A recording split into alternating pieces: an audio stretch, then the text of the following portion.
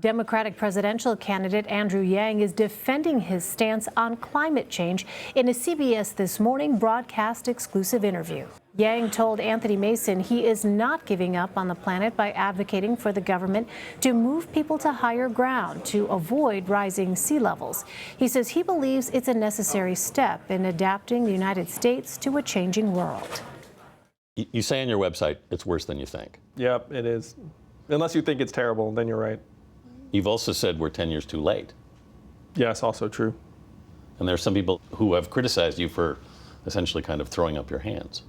I'm not throwing up my hands. I mean, I have a 5-part plan to try and get the better of climate change while being realistic. And one of the components of this 5-part plan is called Move People to Higher Ground. Because we've already moved climate refugees in an area of Louisiana where their town has become essentially uninhabitable. What do you mean exactly by this? Because I mean, a lot of people have taken that of like you're ready to move out anybody in a flood zone. Well, I think we need to be realistic about what the challenges in front of us look like. And there have been a number of houses, for example, that we've rebuilt dozens of times, in part, and it would have been much cheaper just to build a new house someplace else for that family. You could have built several houses with that family and still saved money. So we need to start protecting our people. And if you look at these natural disasters, I mean, we're all watching Hurricane Dorian right now, to see what happens, where it's going to be poor people that get hurt the worst, because if you have resources, you can get into your car and like drive away, or you're in a well-built structure and it's fairly secure. If you're poor, you might live in a place that badly needs repairs and not have a car that you can even get into to listen to the advice. So by putting more money into our people's hands, it's actually going to make us more resilient to climate change society-wide. But I want to fight climate change. You haven't thrown up your hands. We're too late to mitigate some of the effects, but it's never too late to start doing work. I mean, there's a Chinese saying, not that I make use of Chinese proverbs very often, but it's like the best time to plant a tree is 20 years ago, and then the second best time is today. Joining me now is Politico Magazine senior staff writer Michael Grunwald. His most recent article is headlined, "Climate Change Could Be a Problem in 2020 for Democrats." It explores how climate change could be both a winning issue for Democrats in the long term, but also threaten the party in 2020 from both inside and out. Michael, thank you so much for being with us. Lay out for us why the climate change issue poses a risk to the Democratic Party.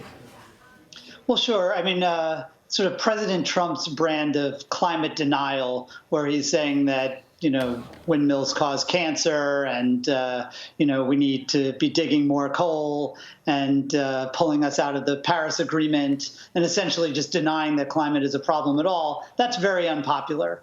And traditionally, sort of just accepting climate science has been quite popular for Democrats, sort of a winning issue.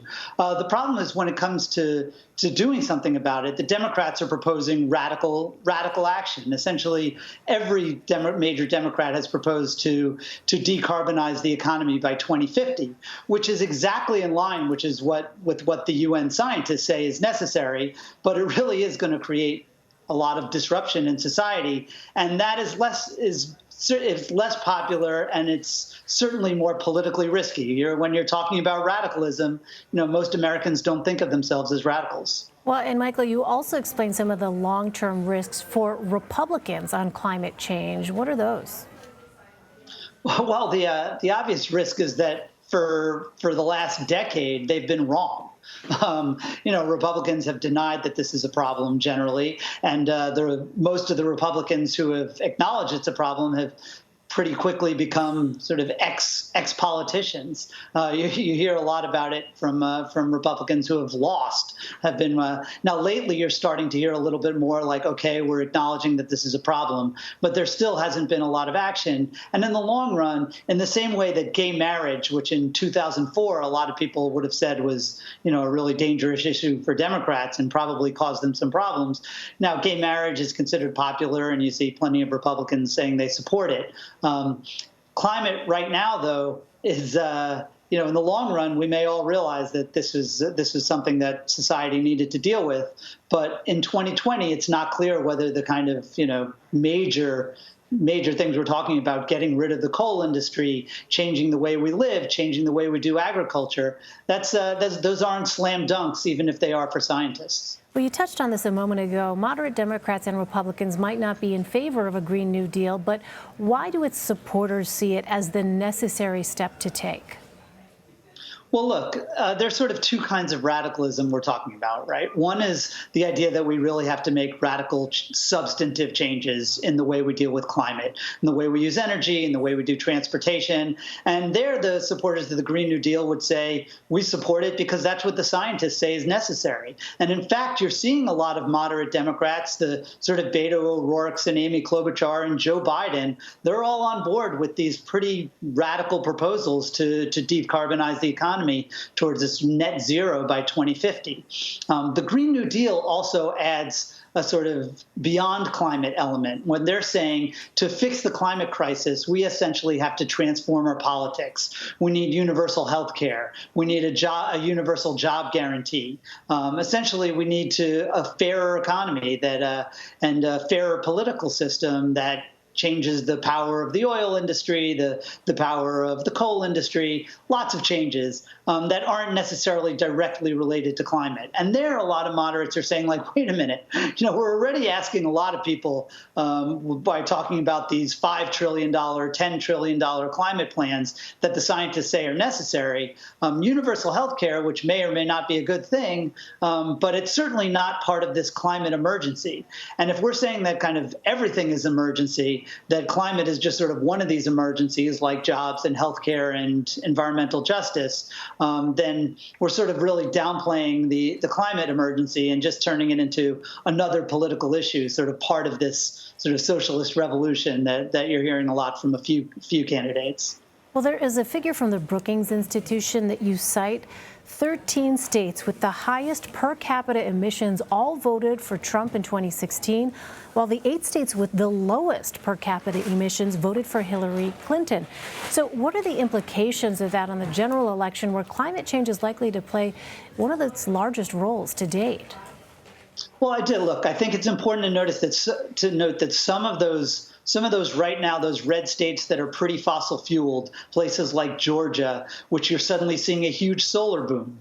In Texas, you're seeing a big wind boom. So it's not that these things are necessarily like the way they are forever. Things do change. But right now, and you saw it in 2016, the most fossil fuel states tend to be supportive of the most fossil fuel candidate, which was Donald Trump. And he's going to be the most fossil fuel candidate again this year.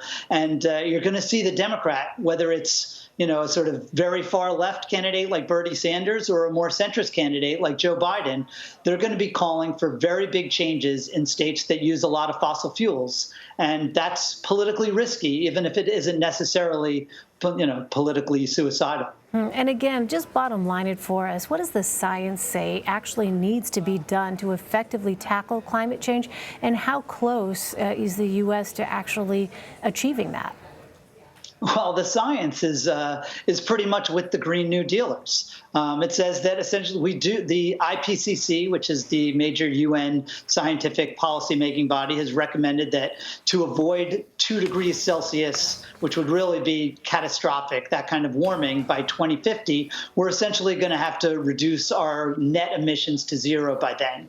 And just about all the Democratic candidates are proposing to do that with expanded solar, with expanded mass transit, with changing the way we do agriculture.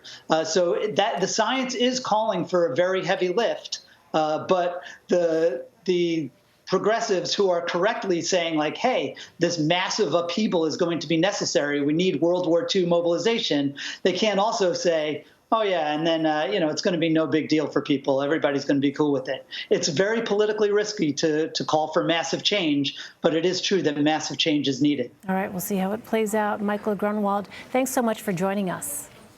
Thank you for having me, Elaine.